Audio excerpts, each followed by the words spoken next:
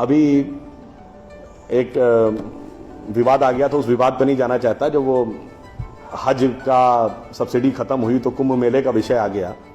कुंभ मेला हम सब जानते हैं। कुंभ मेले का एक एस्पेक्ट आप लोगों ने कभी ध्यान दिया है? कुंभ मेला कितने साल में एक बार पड़ता है? 12 साल में। 12 साल में एक बार क्यों पड़ता है?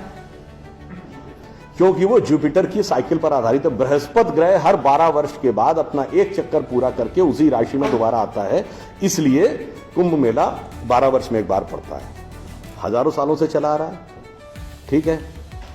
तो इसका मतलब हमको पता था ना कि बृहस्पति की साइकिल 12 साल की है।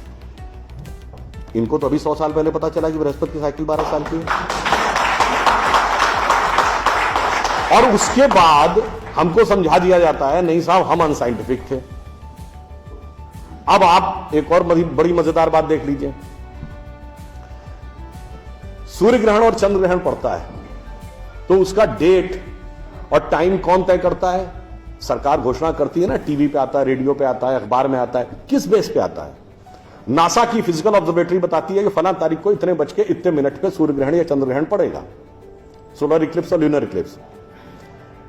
मगर ये बताइए 1950 से पहले तो नासा की ऑब्जर्वेटरी नहीं थी।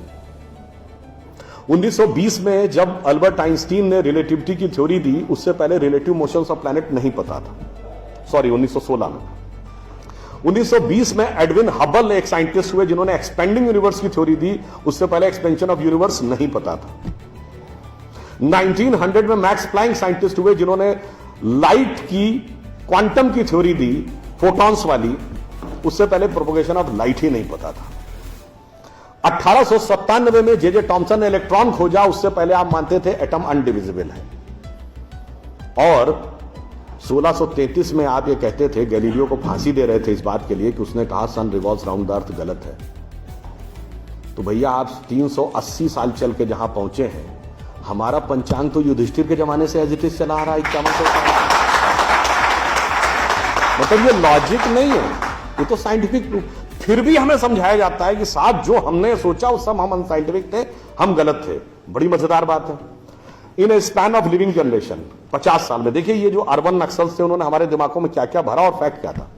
50 साल पहले जिस जिस चीज का मजाक उड़ाया गया वो चीज आज ठीक उसके उलट हो गई। 50 साल पहले कहते थे अरे यार ये अगर खेती करनी है तो mechanize farming, chemical fertilizer use करो। गाय के गोबर से कोई खेती होती है? आदमी चांद पे पहुंच गया, तुम गाय के गोबर पे पड़े हो। आज नहीं, ऑर्गेनिक फार्मिंग की तरफ। 50 साल पहले क्या कहते थे? अरे भाई ये जड़ी बूटियों फल पत्ती खाने से कोई इलाज होता है? नीम हकीम खतरा है जान। खाना है तो नई दवाएं खाओ, क्लोसिन, मेटासिन, टेरामाइसिन। आज आप क्या कहते हैं? नहीं, केमिकल नहीं, हर्बल मेडिसिन की तरफ जाओ।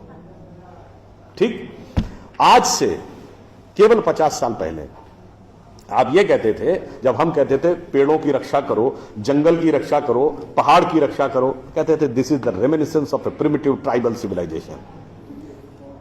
आज 1992 के रियो डी जेनेरो से लेकर 2009 के कोपेनहेगन से लेकर 2016 के पेरिस तक आप कहते हैं नेचर फ्रेंडली डेवलपमेंट करो। भैया सब कुछ उलटता जा रहा है।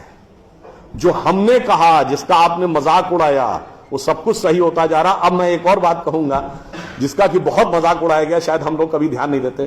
भारत में यह कहा जाता था कि ज्ञान प्राप्त करना है तो ध्यान लगाओ। संत महात्मा जाके गुफा में ध्यान लगाते थे, पीर फकीर जाके कहते थे इल्हाम हो जाएगा। लोग कहते थे क्या बेवकूफ है, हाउ इज इट पॉसिबल? ऐसा कहीं हो सकता है क्या कि जाके ध्यान लगाया और ज्ञान प्राप्त हो गया? If you want to attain knowledge you must outreach, understand the things, meet the people, visit the place, like what Darwin has done. अब 50 साल बाद मैं आपसे पूछता हूं, आपको न्यूयॉर्क टाइम्स अखबार पढ़ना है तो 2 रास्ते हैं। एक, यहां से दिल्ली से न्यूयॉर्क की फ्लाइट पकड़िए, 16 से 22 घंटे लगेंगे डिपेंडिंग अपॉन योर फ्लाइट, और आज का अखबार कल पढ़िए। और दूसरा है कि मोबाइल पे डाउनलोड करिए खट से और पढ़ लीजिए। क्यों? आपके हाथ में डिवाइस है, जिसने डिवाइस बनाई उसने सॉफ्टवेयर भी बनाया है, और जिसने सॉफ्टवेयर बनाया उसने सपोर्टिंग नेटवर्क भी बनाया है। उसी ढंग से हमारा शरीर एक डिवाइस है, तो इसके अंदर मन, बुद्धि, चित्त, अहंकार और कॉन्शियसनेस एक सॉफ्टवेयर है, और उसका कनेक्टिंग नेटवर्क भी है। बस नेटवर्क से कनेक्ट होना है और सब डाउनलोड है। और अंत में मैं एक उदाहरण दूंगा। सब कुछ कहा जाता था कि पैसे के कारण शोषण हुआ, इसलिए खड़े हो जाओ, लोगों के साथ भिड़ जाओ। हमारे यहां परंपरा में त्याग का महत्व था। हम आपसे पूछें, दो राजा बताइए जो सबसे बड़े महान माने गए भारतीय संस्कृति में, राजा राम और राजा हरिश्चंद्र। दोनों इसलिए कि त्याग किया, इसलिए नहीं कि बड़ा बड़ा इलाका अलेक्जेंडर द ग्रेट की तरह कब्जा कर लिया। अब मैं एक आपको उदाहरण देता हूं, वो त्याग कैसे समाज में रचा बसा था। हमारे पूज्य संतों में से एक हुए संत रविदास, काशी के रहने वाले थे। उनके पास भगवान राम की एक मूर्ति थी। काशी नरेश उनके पास गए, कहा जाता था इतनी सिद्ध मूर्ति है, आप कृपया इसे मुझे दे दीजिए। ऐसी मूर्ति राजा के पास होनी चाहिए राजभवन में, ना कि इसमें मैं इस मूर्ति के वेट का 10 गुना सोना आपको दे दूंगा। उन्होंने मना कर दिया। उन्होंने कहा जी इसके वेट का 100 गुना सोना दे दूंगा। उन्होंने मना कर दिया। तो राजा को थोड़ा क्रोध आ गया। उसने कहा ऐसा है रैदास जी, आज जिस झोपड़ी में रह रहे हैं इसमें जितना सोना आ सकता हो नीचे से ऊपर तक उतना भर लीजिए, उतना मैं आपको देने को तैयार हूं। तो एक बार उनकी पत्नी का मन आया कि भाई ऐसा बढ़िया ऑफर नहीं मिलेगा, अब हमें इस पर विचार कर लेना चाहिए। रैदास ने क्या जवाब दिया? एक मोरो राम नाम धन, एक मोरी आशा, ऊ धन आई है ई चले गई हैं, ना चाहे भगत रैदासा। मना कर दिया। रैदास जी क्या थे? वो जूते बनाते थे, आज की परिभाषा के अनुसार दलित थे। अब आप आइए, संत कबीर जुलाहा थे, आज की परिभाषा के अनुसार ओबीसी। जब उनके बेटे ने भगवान के भजन की बजाय पैसा कमाना शुरू किया तो कबीर ने क्या कहा? उनके बेटे का नाम था कमाल। उन्होंने कहा बूढ़ा वंश कबीर का उपजा पूत कमाल, और हरि का भजना छोड़ के घर ले आया माल। यानी उन्होंने उसको डिस्कार्ड किया। आप त्याग में रह के दिखाएंगे। अब आप आइए, मीराबाई राज परिवार की थी आज के हिसाब से, फॉरवर्ड। और उन्होंने क्या कहा? पायो जी मैंने राम रतन धन पायो, और जन्म जन्म की पूंजी पाई बाकी सबे लुटायो।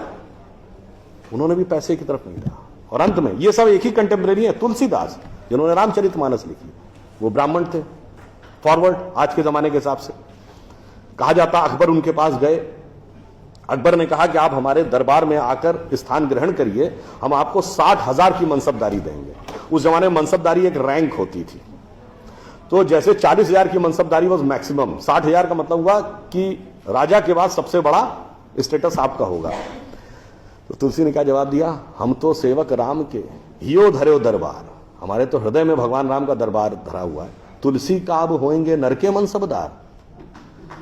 ये मैंने क्यों बताया?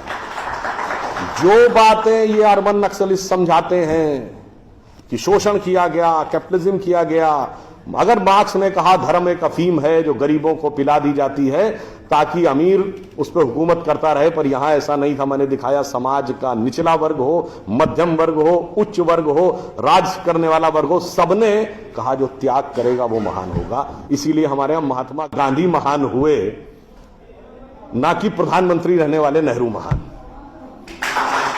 तो इसलिए मैं अंत में ये कहूंगा आप सभी लोगों से कि ये जो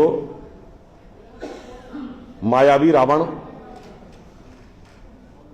साधु का वेश बना के आता है, सूक्ष्म दृष्टि से इसको समझिए और आश्वस्त रहिए कि वो चाहे कितना भी मायावी हो, अंत में विजय हमारी ही होगी, क्योंकि हम आज दुनिया के यंगेस्ट नेशन है। जैसा अभी नलपत जी ने कहा ना कि भाई people like us we are in minority. हम देश दुनिया के सबसे युवा देश हैं, यह सत्य है, मगर यह अर्ध सत्य है। हम सबसे युवा देश और सबसे प्राचीन सभ्यता है। We are the youngest nation and the oldest civilization. तो एक गौरवशाली हमारा भूतकाल है और एक शानदार भविष्य है जो हमारी प्रतीक्षा कर रहा है। बस बीच के इस माया के प्रपंचों को से हम बचे रहें तो कहीं कोई संदेह नहीं। एक पंक्ति कहकर समाप्त करूंगा कि गौरवशाली था भूत, भविष्य भी महान है, अगर संभालें आप उसे जो वर्तमान है। धन्यवाद।